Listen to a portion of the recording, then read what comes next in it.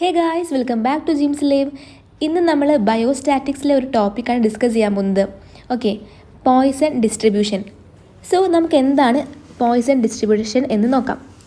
So ഈ Poisson distribution is named after ഒരു French mathematician Simon Denis Poisson. Okay, Simon Denis പോയ്സൻ്റെ പേരിലാണ് നമ്മൾ ഈ പോയ്സൺ ഡിസ്ട്രിബ്യൂഷൻ എന്ന് അറിയപ്പെടുന്നത്. ഓക്കെ, സോ ഈ ഒരു പോയ്സൺ ഡിസ്ട്രിബ്യൂഷൻ ഫസ്റ്റ് കണ്ടുപിടിച്ചത് എന്തിനാന്ന് വെച്ചാൽ പ്രഷ്യൻ ആർമിയിൽ കുതിരേനെ ചവിട്ട് കൊണ്ടിട്ട് എത്ര ആൾക്കാർ മരിക്കുന്നു എന്നുള്ളത് കണ്ടുപിടിക്കാനായിരുന്നു നമ്മൾ എന്ത് യൂസ് ചെയ്തത്, പോയ്സൺ ഡിസ്ട്രിബ്യൂഷൻ യൂസ് ചെയ്തത്. ഓക്കെ, ഇപ്പം ഒരുപാട് വേറെ കുറേ യൂസസ് ഉണ്ട് പോയ്സൺ ഡിസ്ട്രിബ്യൂഷൻ, നമുക്ക് നോക്കാം. സോ ഇത് നിങ്ങൾ ജസ്റ്റ് ഒരു ഇൻട്രൊഡക്ഷൻ ആയിട്ട് പറഞ്ഞതാണ്. സോ ഇവിടെ നമ്മൾ it give the probability of A given number, ഒരു നമ്പറിൻ്റെ probability of event happening in A fixed interval of time. അതായത് ഒരു ഇവൻറ്റ് നടക്കാനുള്ള പ്രോബബിലിറ്റീനെ കാണിക്കുന്നതാണ് പോയ്സൺ ഡിസ്ട്രിബ്യൂഷൻ. ഓക്കെ, ഒരു ഇവൻറ്റിൽ ഈ ഒരു ഇവൻറ്റ് നടക്കാൻ എത്ര പ്രോബബിലിറ്റി ഉണ്ട് എന്ന് കാണിക്കുന്നതാണ് പോയ്സൺ ഡിസ്ട്രിബ്യൂഷൻ എന്ന് പറഞ്ഞാൽ. ഓക്കെ, ഇപ്പം ഒരു എക്സാമ്പിൾ പറയുകയാണെങ്കിൽ ഇൻ ദ കേസ് ഓഫ് ഒരു റോഡ് ആക്സിഡൻ്റ് ആണ്.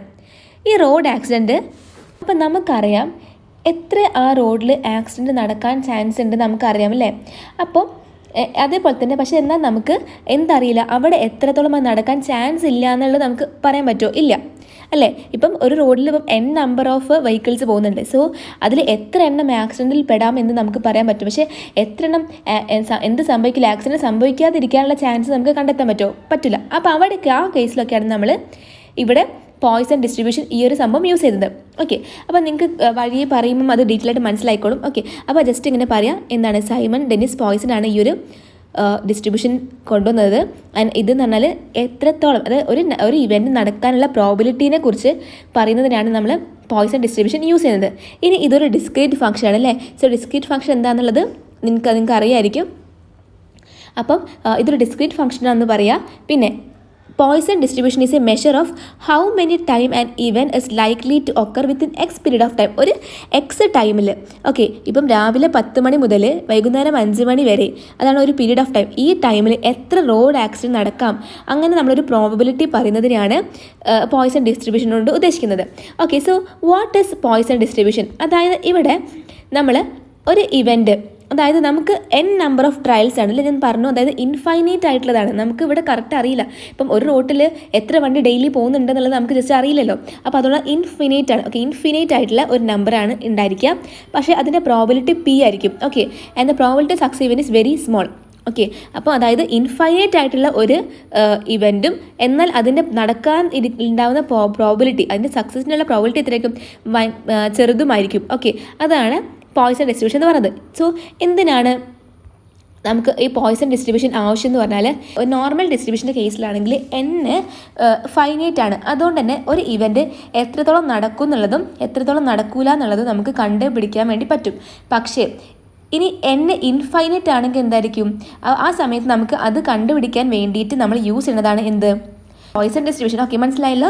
അപ്പോൾ അത് നിങ്ങൾ ആലോചിക്കുക, റോഡ് ആക്സിഡൻറ്റ് ആലോചിക്കുക, റോഡിൽ നമുക്ക് ഡെയിലി എത്ര വെഹിക്കിൾ പോകുന്നുണ്ട് നമുക്ക് മനസ്സിലാക്കാൻ പറ്റില്ല. അപ്പം ആ കേസിലൊക്കെ നമ്മൾ യൂസ് ചെയ്യുന്നതാണ് എന്ത്, പോയ്സൺ ഡിസ്ട്രിബ്യൂഷൻ.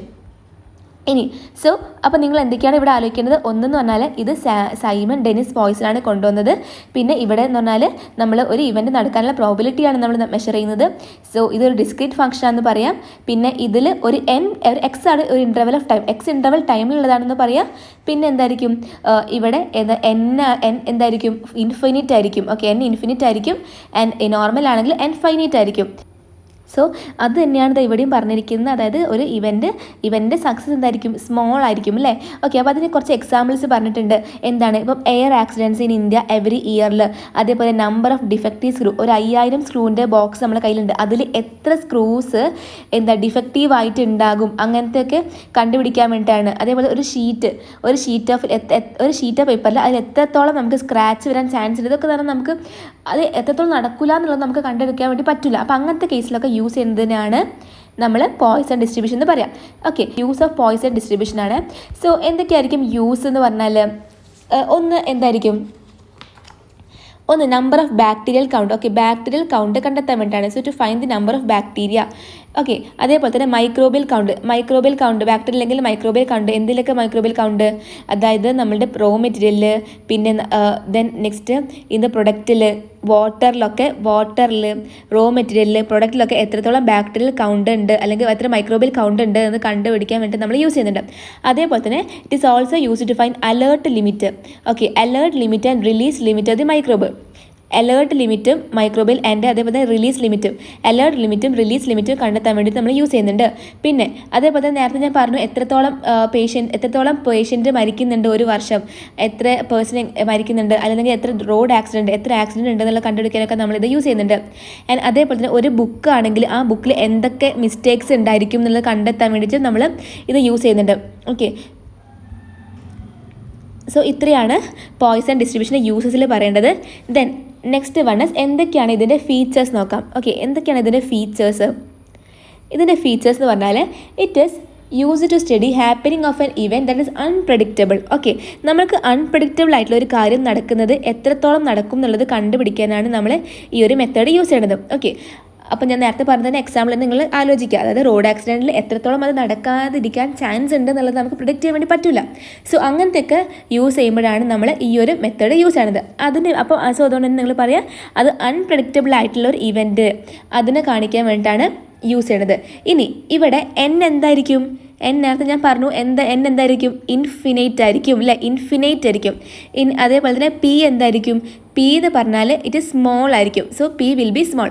സോ ഇത്രയും കാര്യങ്ങൾ നിങ്ങൾ ഫീച്ചേഴ്സിൽ ആലോചിച്ച് വെക്കുക. ഒന്ന് എന്ന് പറഞ്ഞാൽ ഇത് അൺപ്രഡിക്റ്റബിൾ ആണ്, second one it is infinite ആണ്, ആൻഡ് പി എന്ന് പറഞ്ഞാൽ അത് സ്മോൾ ആയിരിക്കും.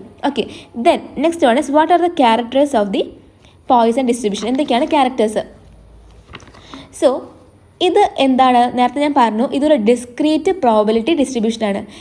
ഇതൊരു ഡിസ്ക്രീറ്റ് പ്രോബബിലിറ്റി ഡിസ്ട്രിബ്യൂഷനാണ്. പിന്നെ ഇഫ് എക്സ് എന്ന് പറഞ്ഞൊരു വേരിയബിൾ പോയിസൺ ഡിസ്ട്രിബ്യൂഷനാണ് ഫോളോ ചെയ്യുന്നതെങ്കിൽ, ഓക്കെ, എസ് എന്ന് പറഞ്ഞ വേരിയബിൾ പോയിസൺ ഡിസ്ട്രിബ്യൂഷൻ ഫോളോ ചെയ്യുന്നതെങ്കിൽ ദെൻ എക്സിൻ്റെ വാല്യൂ എന്തായിരിക്കും? It will be 0, 1, 2, 3 up to n. Okay, so അതായിരിക്കും എക്സിൻ്റെ വാല്യൂസ് വരുന്നത്. ഓക്കെ, ഒരു സിംഗിൾ പാരാമീറ്റർ ആണ്. Okay, it as a single parameter ഉണ്ടായിരിക്കുള്ളൂ, and the parameter is M. Okay, M എന്ന് പറഞ്ഞാൽ ഒരു സിംഗിൾ പാരാമീറ്റർ മാത്രമേ ഉണ്ടായിരിക്കുള്ളൂ. ഇപ്പം നമുക്ക് എമ്മിൻ്റെ വാല്യൂ നമുക്ക് കിട്ടിക്കഴിഞ്ഞ് കഴിഞ്ഞാൽ ഇറ്റ് ഈസ്, അപ്പോൾ നമുക്ക് ബാക്കി ഉള്ളതും കണ്ടുപിടിക്കാൻ വേണ്ടി പറ്റും.